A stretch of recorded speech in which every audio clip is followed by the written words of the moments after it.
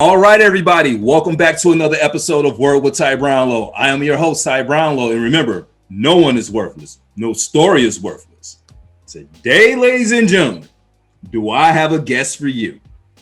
All the way from Claremont, California, right outside LA, for those of you who don't know. Man, please put your hands together for Miss Nicole Draffen. Hey, How are you? I'm great. How about yourself? I am wonderful, and I thank you for being on this platform because Thank you. oh, Thank you for inviting me. no problem at all. Like, we are here to talk about some stuff today, ladies and gentlemen. I know y'all wondering, like, Ty, what are you going to talk about today? Well, let me tell you. Well, before I even get into that, let me just shout out my guest here, author, but not only an author. The subject matter we're going to talk about, I know for sure sometimes we don't really take into consideration until we go away. But let me just follow me here. Miss Nicole Draffen, she's the author of a book called HYPHENED-NATION. Don't check the box. I love that title. So first and foremost, once again, thank you. And can you just tell us a little bit about this book and where did this title come from? Yes. Okay. Well, the book title came from my travels. I took some time off and decided to travel to England. And when I went to England and actually ended up staying there for a year, I noticed that I went into England with this completely perceived notion of not only how I thought everyone was outside of America, but who I was as a person. And so when I went there, I started discovering that people were, when I talked to people, the way I interacted with people, the way people reacted to me was so different from my own country. And it was so much better because they saw me as American. And when I talk, and as soon as they heard my accent, they'd say, "Oh, you're American." And it kind of startled me because I was used to hearing African American. And once I realized that they basically saw me as an American and that was pretty much it, it changed. It was a complete mindset as far as, wow, there's no preconceived notions associated with who I am. There were no assumptions of who I was. There were no assumptions of what I liked, depending on the color of my skin. It was just, they asked me things about our country, but it was never anything that had any type of stereotypes or racist or racial overtones. And so after experiencing that and feeling like, wow, I could be myself for the first time, I could actually do things that people didn't find unusual because of the color of my skin. It was such a freeing experience that when I came home, I knew that I had to write about this. Because once I talked to people and they said, "Oh gosh, I think about that all the time." I said, wait a minute, this is something I had to write. I was compelled to write about this. Hyphenation comes from the fact that America is the only, maybe one of the only, if not the only country in the world that hyphenates their citizens by ethnicity before nationality. And I think that is the foundation of racism. I really do. I believe that after all the research I've done, after studying the Constitution, after the countless hours of interviews, and basically I can only come to one conclusion. The terminology of conquer and divide is exactly what the hyphen is meant to do. And I have a quote in my book that basically says, the hyphen looks exactly like a minus symbol. And that's exactly what it does. It takes away from it reduces your nationality.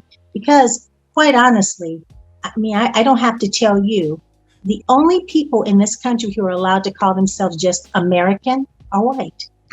Oh, yeah. That's it. They have no hyphen. That hyphen is very powerful. and it carries with it a lot of stereotypes and ugliness that we need to just eliminate it. Instead of being Americans who are Americans of color or Americans who have a hyphen, we are Americans who happen to have a different ethnic origin. But first now we're ethnic Americans instead of Americans that have ethnic origin. And that needs to stop. And that is directly perpetuated negatively by the media and our government. And as you said, I really never thought about it in that aspect. But, when you think about certain things here in America, and I could think about people who come from other countries to come here to live and find a better life. Some of the first things they tell you, the African-American community or da-da-da-da-da. Like, no, like, why can't it just be, look, you're going to experience some things here in America. There are some good people. There's some shady people. There's some people in the middle or what have you, Exactly. But people are people. And I find it funny because I'm not going to call, people in Brazil African man. Yeah, this person's African Brazil, whatever. Exactly. Man, it's funny how we do it to ourselves, but like Canada, unless you're from French Canadian side of, Exactly. But still, that's French Canadian, right? You could be brown, white. It doesn't matter. You're French Canadian. You're French Canadian, okay? But that's completely different. But no, you're right. I mean, I agree with you 100%. Yeah.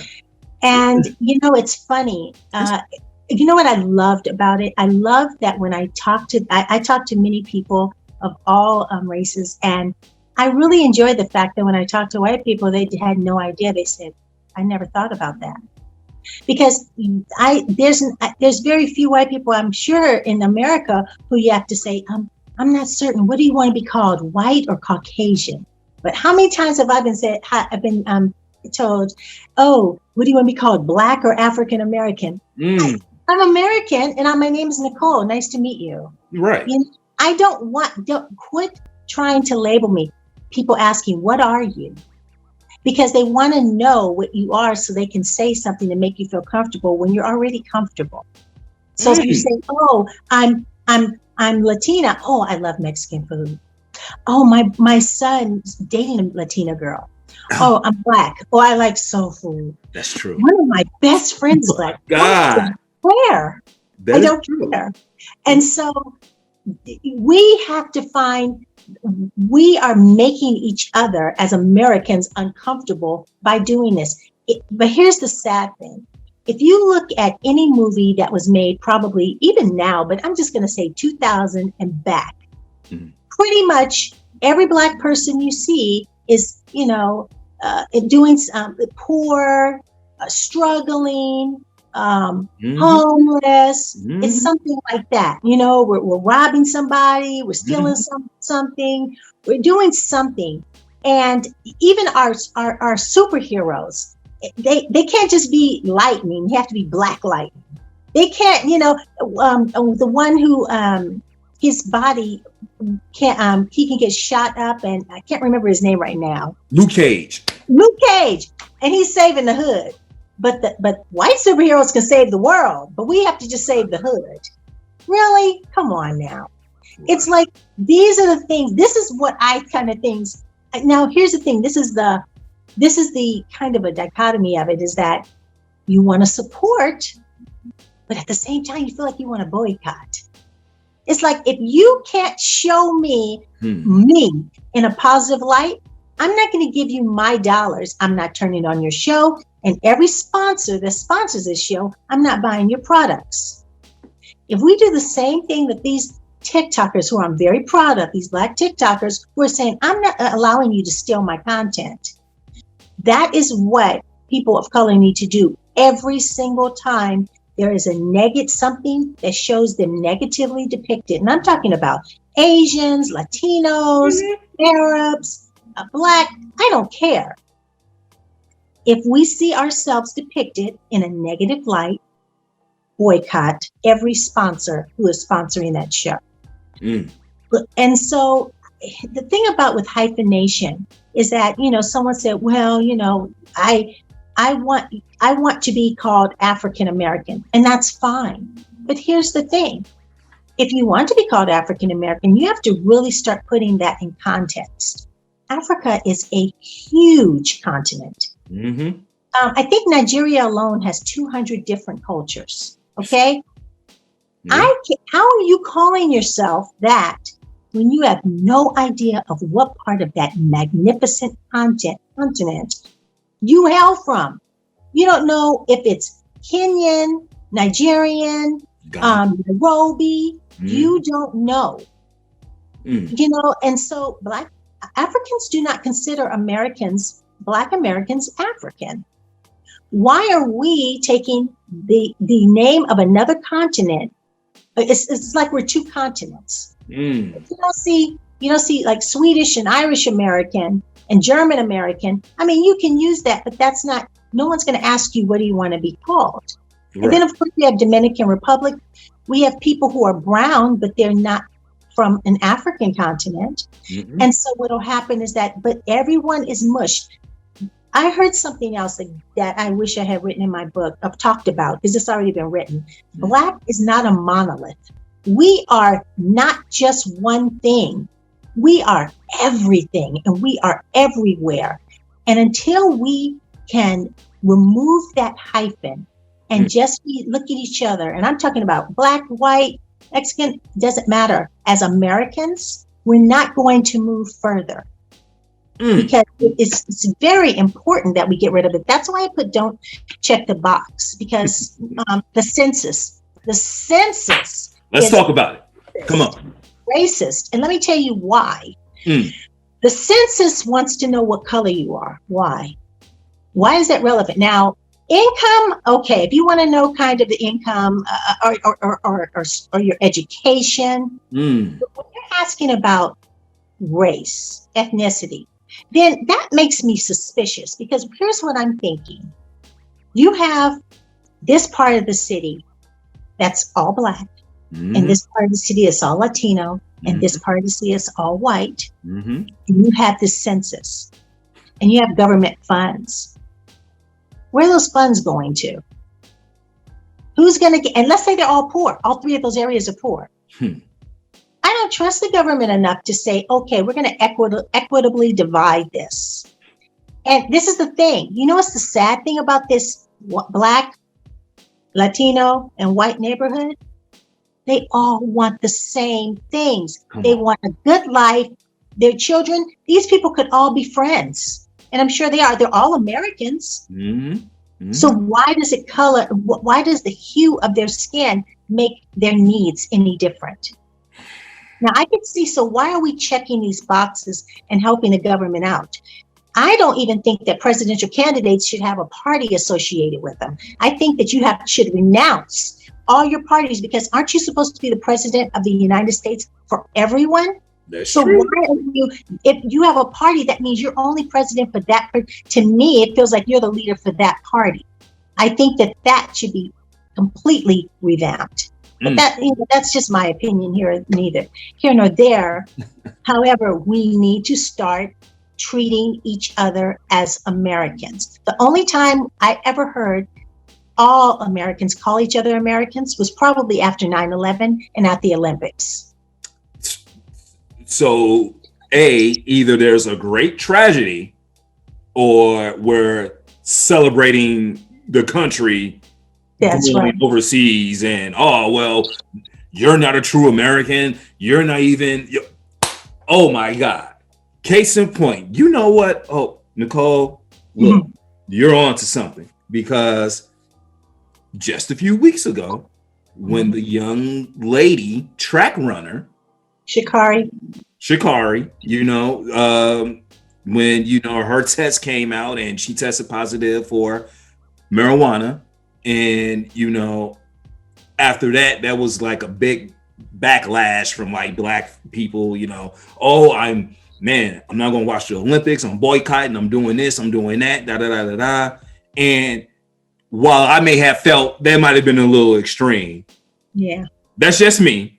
But on the flip side of that, I found it very, very funny coming from those who are non-people of color, stating that, you know, you all aren't American if you're not going to like support, like she doesn't represent everyone. How can you call yourself, you know, a patriot of this country? Well, I never knew I was a patriot of this country because, as you said, the census, and I checked this box, man, like, you know, you all, man, put people in compartments, okay? That's right. You're in this compartment, you're in this compartment, you all are in this compartment, okay? That's exactly right. And because, again, they're treating us like we're a monolith, like we're all the same. We all have the same upbringing, we all speak the same, we all have the same education. We are just like every other American. We have different life experiences. But you know, one of my pet peeves is when I hear people call America a melting pot. We are so not. A melting pot is when everything blends together to make something beautiful. Thank you. We are not a melting pot. We're a buffet. Everything is there, but it's all in separate containers. And they put the good stuff in the front. And so, look here, even when you put it on your plate, it's still in separate places, you know? That's right. Because you have to mix it together. You have to do that. That's right. So, you know, I mean, this, you know, what I'm talking about, a lot of people I know who've traveled they have thought the same thing. I'm not talking about something that is new. I'm bringing something to light. There is a time in my life when I would not dare to talk about anything that I consider controversial. But as I grow older and I see these young children coming up, and the ones who haven't traveled and some that have, because our young people are now becoming more and more well-versed in travel and worldly, and thank God for that. But for the ones who don't, then my job is to make sure, and it's like I felt like I was living in a bubble my entire life with the government telling me it's the best place, we're the best place, and there's no place like us, and the only opportunity you'll have is here. And then going outside of that bubble and realizing, wow, this is what it feels like. It was like a complete epiphany. It was so soul enriching of an experience that I want every American to experience this. You know, I urge every American, especially of color, to go to another country and experience what it is like to be treated, have some self-definition. How can you have self-definition when you are constantly trying to shed the stereotype? I talk about that in my book. I call that the mantle, that we grow this mantle, this shield, this cape around us to fend off all the ignorance in pictures and in day-to-day life. We have to shield those things. And it is not easy being a person of color. And I have, you know, what's shocking is that I have a pretty, I would say, good life. And even for me, I realize, I say, wow, this is not the way it should be. And this is how it could be better. And I know I have a vision of what this country could be if it was more like England, because quite honestly, America pretends to be what England already is. Right. England is so much more advanced in their mindset. It is just amazing. I saw things in England that I said, wow, why don't we do this here if we're supposed to be so much more advanced? It was amazing. I just, you know, my brother told me something that was very interesting. He says, Nicole, what do you do when you go into an interview? You know, when I'm interviewing for a job. And I said, well, you know, first of all, I know that before they see I'm a woman, they're going to see I'm Black. So they're going to already have preconceived notions. So I'm going to make sure that, you know, I'm friendly, I'm smiling. I don't get excited, you know, and I'm very, maybe even overly articulate, because I want to make sure, hey, you know, I want this job, and I want you to know, I can communicate. Right. You know what brother said? He says, that's not what I do when I go into an interview. I said, what do you do? He says, I try to make them feel comfortable. Ding, because ding. I'm a Black man, and they're going to immediately feel some kind of way about that. Oh, I yeah. said, wow. Hmm. I thought, and maybe mine in a small way was like that, but the way, because my brother's like 6'2", and he's very handsome, very articulate, but he has to make sure that everyone in the room is comfortable. He doesn't want them to feel intimidated. And I said, wow. I said, it was just a mind freak, I was like, wow, so again, it's harder. It's even harder, but it's even harder when you are not able to communicate effectively. So we need to get over that, keeping it real, all that. We need to, I don't want to say weaponize language, but we need to basically get our acts together. There's a lot of Black people that are just like me and you, and, but there are some that don't want to. They feel that I'm not denigrating Cardi B at all, but they feel that they can talk like that and basically go out and get a corporate job or go out and get any job. It's really hard. We need to pay attention to that and stop buying into the hype. And that's all I'm saying. Well, to your point, stop buying into the hype. But I've learned as well, when you do have these people out here who do look up to a Cardi B or Megan Thee Stallion or what have you, and they think that's the way to be, like, oh, this is showing power, like I'm taking my power back or what have you. No, because as you said, man, we have to weaponize language, because every single day language is weaponized against us. That's on a daily. Look. That is exactly right. Because quite honestly, if something bad happens and you're talking to police, and I'm talking to the police, and let's say, but one of us is calm and are articulate, talk to them, and the other one's crazy and loud and whatever. Who do you think the police are going to, talk to? And that's not a reason. That is not a reason. I don't care how you talk. You should never be treated badly by the police. That is, come on. That should go without saying. But what I'm saying is, again, with the weaponizing of a language, what we are doing is saying, okay, you're not going to use this. That's something that's so easy, because we should just be able to articulate our thoughts and basically defend ourselves. And I've seen it happen. And,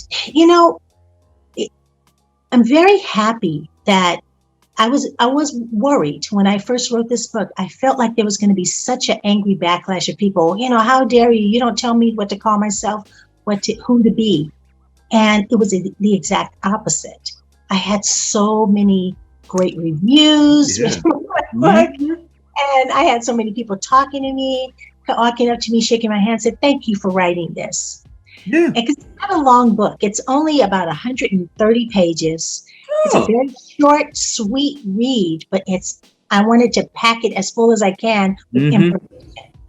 And it just makes me really happy that it's been so widely accepted and that it's something that resonates. So that was my biggest hope, and it's actually manifested itself. Well, I look, let me just say, like, you have really brought you have brought the issue to my face. You know what I'm saying? And I'm forced to look at it now, but I'm looking at it totally different than I would normally look at it if I was walking past. Now I see all the little intricate details. Oh, okay. This is what it is now. Because as we said before, we were just talking about the census and how, it's like so judgmentally racist, just to say it. And even when you do check the box, if this is supposed to be a U.S. census, the United States, which means, hey, we're all here in the United States, so we're all American.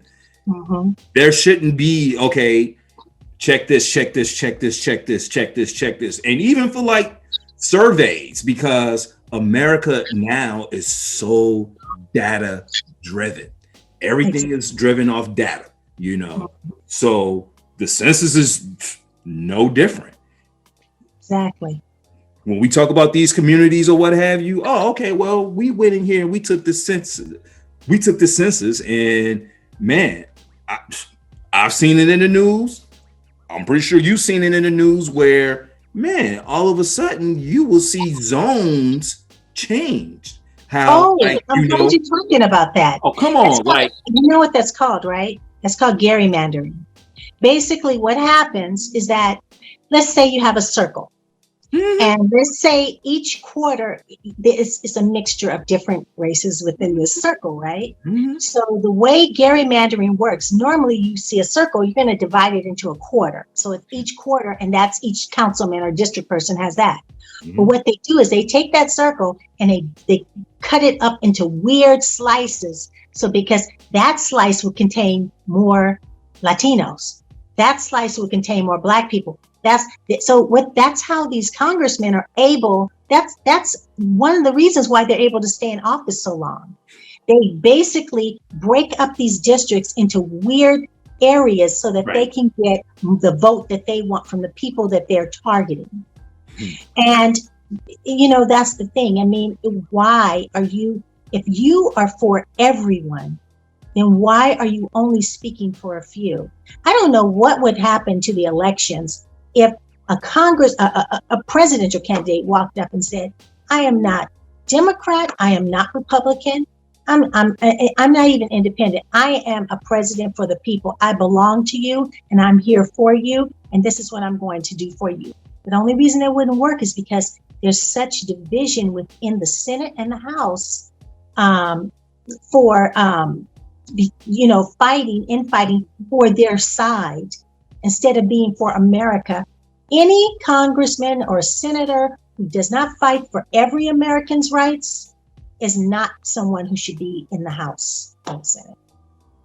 And, you know, it's really sad because that's what the country, well,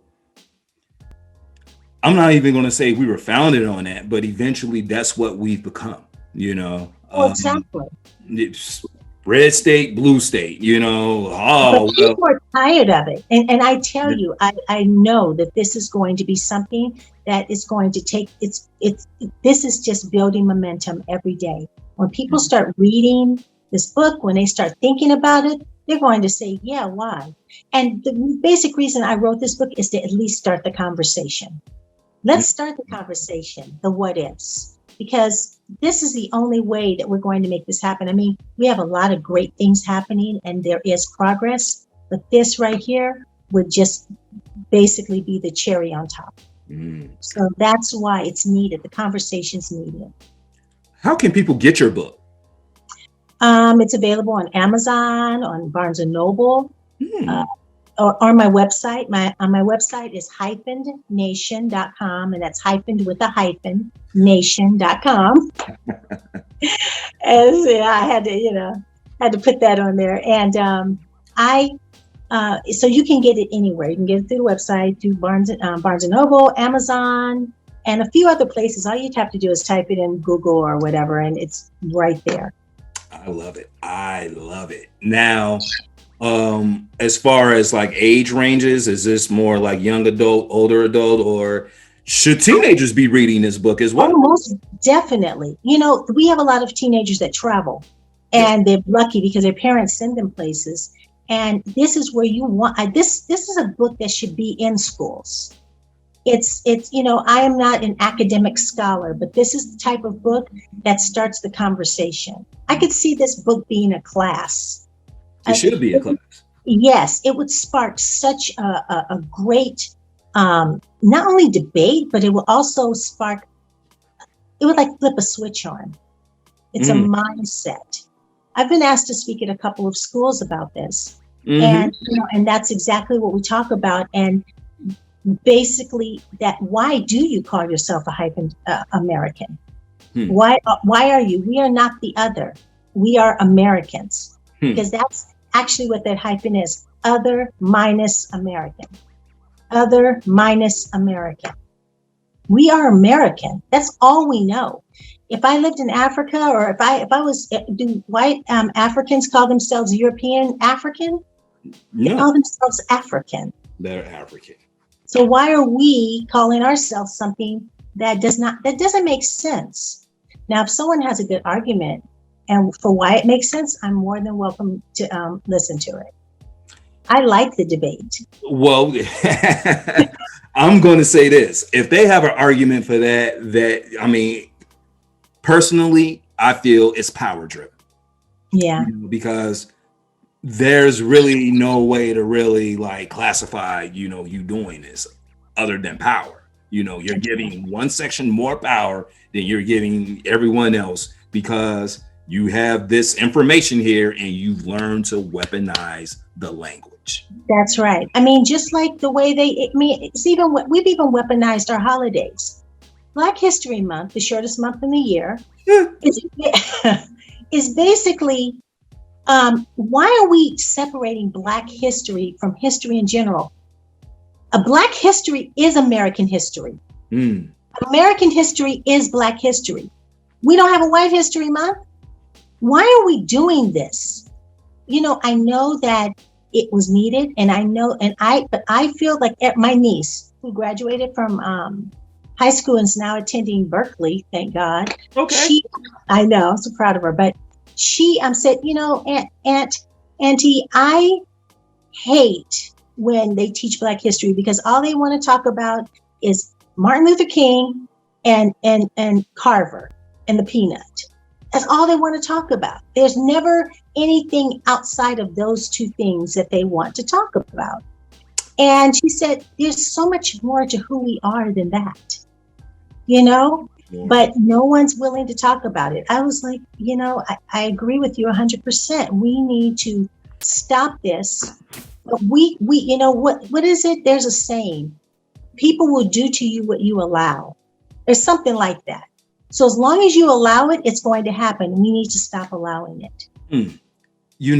It's funny because, especially in academia,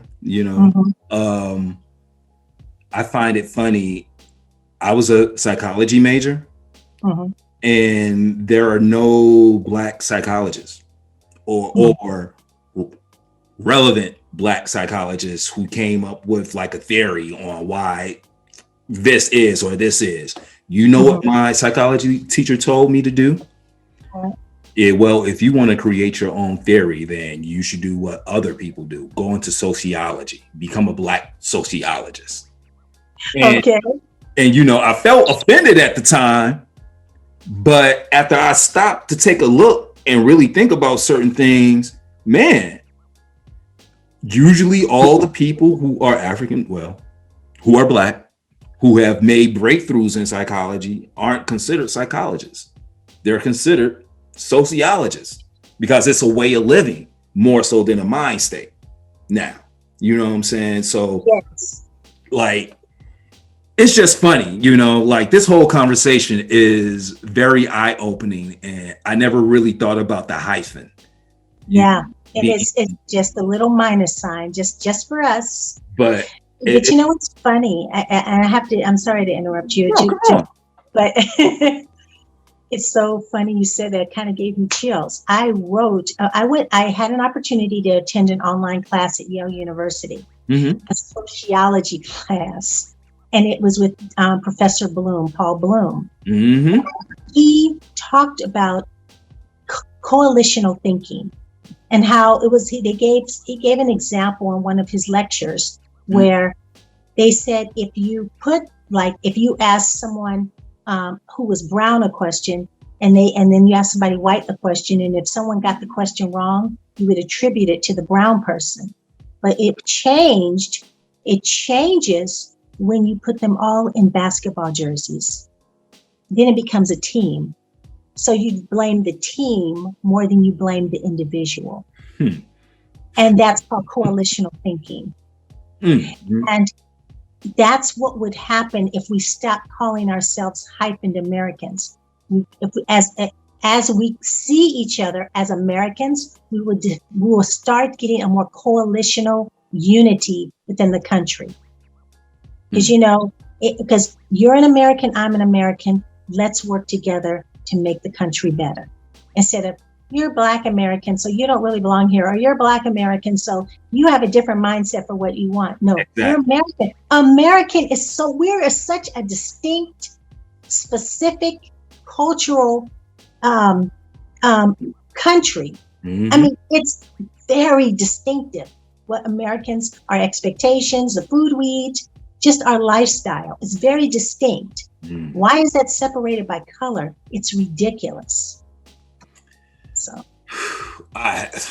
my mind is blown. Okay, like my mind is blown, but I love it because this is a very refreshing, honest, eye-opening conversation.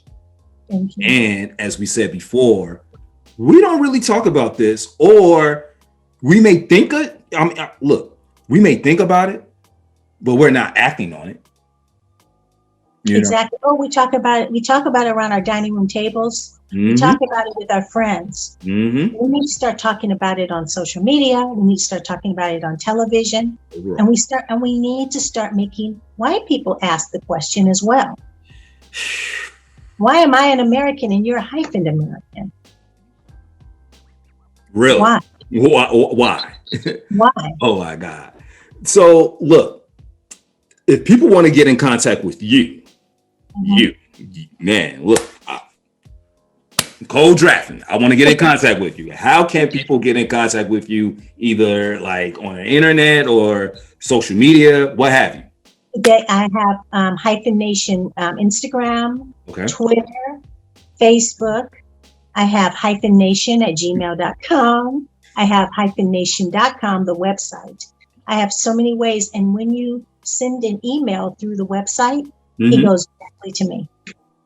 And then I also have a publicist, Tanny Susanna. So you can also contact her. There it is. There it is. There it is. My mind has been blown. I love it. I love when I get, interesting perspective, and it just turns the nodule, it doesn't turn it all the way, but it turns. That's a start. All right. I mean, it's the start, and look, that's better than anything. That's right. So I'm pretty upset right now. I'm at my last question for you because this is great. But I have to ask this question because this is the question that my show is known for. So here it is. Okay. What is the one word that best describes you and why? The one word that best describes me is advocate. Ooh, come on. Talk to me. Talk to me. My goal is to make sure that everyone receives justice. We need to receive justice educationally, socially.